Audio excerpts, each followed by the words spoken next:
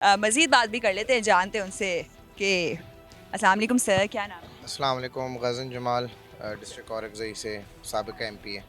MP sir, ये कहिएगा कि नवाज़ शरीफ साहब का जब भी नाम आता है तो नाम लिया जाता है कि बेनज़ीर भुट्टो को की करैक्टर असैसिनेशन उन्होंने की, मुबैना तौर पर हेलीकॉप्टर से तस्वीर फेंकवाई।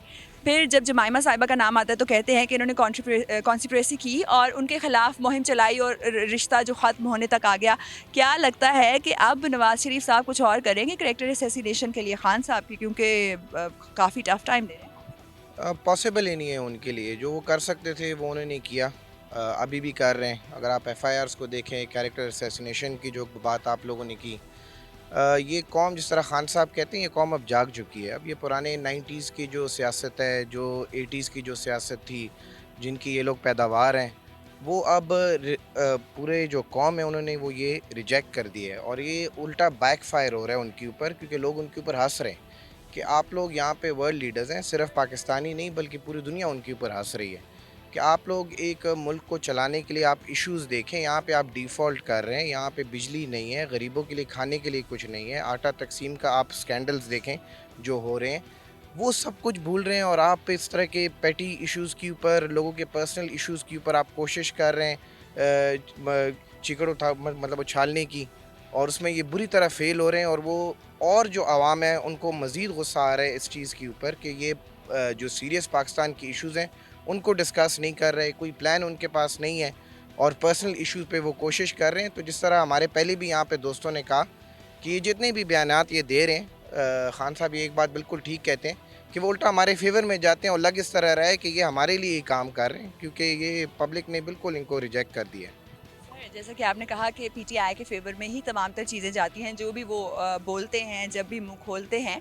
मुझे ये कहिएगा, अगर आप जैसे मशवरा एक अमानत होती है, अगर आप एक मशवरा सिंसियर देते पीटीएम को कि मौजूदा सूरत-ए-हाल के मुताबिक आपको ये कर लेना चाहिए, इससे आपकी आवाम की नज़र में वैल्यू थोड़ी बढ़ जाएगी, तो वो मशवरा क्या होता? देखिए जी, मैं ख़ुद बाय प्रोफ़ेशन मैं इकोनॉमिस्ट हूँ।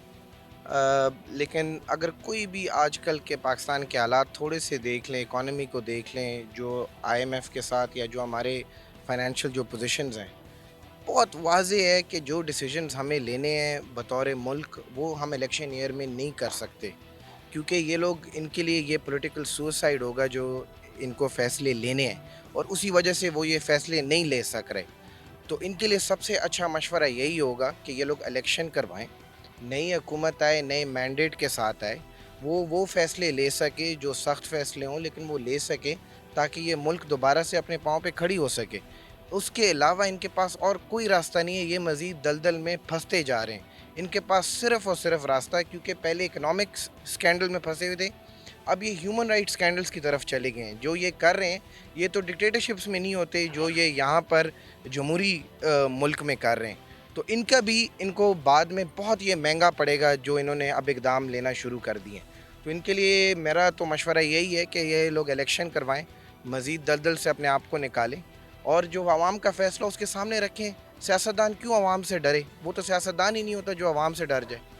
तो यही मशवरा है। इकॉनमी को आप जानते हैं, देर से फैसले लेने का भी मुल्क को नुकसान होता है, as you know. Sir, Khan साहब ने कहा कि पेट्रोल, हम उसके ऊपर जब कहा गया था कि इतना बढ़ाएँगे, नहीं बढ़ाया गया, फ़ैसला जो है वो पूरा नहीं किया गया, आईएमएफ की शराइत को पूरा नहीं किया गया। तो आपको लगता है कि पेट्रोल की प्राइस इसलिए भी अब बढ़ रही है क्योंकि कुछ अवाम जो कि नून लीग को सपोर्ट करते हैं, उनका ये कहना है क्योंकि खान साहब ने शराइत पूरी नहीं की थी, इसलिए पेट्रोल की प्राइस बढ़ गई, इसलिए आईएमएफ जो है अब कर्ज़ा देने पे राज़ी नहीं हो रहा। इसमें कितनी सच्चाई? देखें जी, हम ये तो बड़ी लंबी डिबेट हो जाएगी कि उस वक्त इकॉनमी के क्या हालात थे, क्या शराइत थे, कहाँ पूरे किए थे, कहाँ नहीं पूरे किए थे। रियलिटी ये है, जब इन्होंने टेक ओवर किया, ये यही कह रहे थे कि हम इस इकॉनमी को ठीक करेंगे, बेरोज़गारी को ख़त्म करेंगे, प्राइसेस को, इन्फ्लेशन को नीचे लेके आएंगे। इन्फ्लेशन हवा से बातें कर रही है। जो कंडीशंस ये कह रहे थे कि जी, बड़े इंग्लैंड से जो इनका बड़ा एक्सपर्ट आया था, मैं आईएमएफ में आंखों में आंखें डाल के उनको मैं डरा दूंगा, ये कंडीशंस मैं ख़त्म करा दूंगा। जो आपने तो कहा डिले पॉलिसी की, यहाँ तो डिसीजंस ले ही नहीं जा रहे। डिले डिसीजन तो ले लेते, फिर भी शायद थोड़ा बहुत नुकसान हमें उठाना पड़ता है। यहाँ तो डिसीजंस ही नहीं लिए जा रहे, तो डिले डिसीजन तो दूर की बात है। बात यही है जो मैं बार बार यही कह रहा हूँ कि अगर इनको से नहीं संभाला जा रहा, ये बार बार पीछे की तरफ जाते हैं कि जी नहीं, उनके वक्त की वजह से ये हो रहा है, उनकी वक्त की वजह से ये हो रहा है। اگر آپ سے جی نہیں سنبھالا جا رہا، آپ کا اب تقریباً سال ہونے کو آ گیا ہے، مزید چیزیں خراب ہو رہی ہیں، کسی بھی آپ نیوٹرل اکانومسٹ کو اٹھا کے دیکھ لیں، اس سے پوچھ لیں، تو کم از کم اگر ہم کم از کم وہ صحیح راستے کی طرف بھی اگر ہم چل چکے ہوتے تو ہم کہہ دیتے چلیں ٹھیک ہے، سال دو کی تکلیف ہے ہم سہ لیں گے.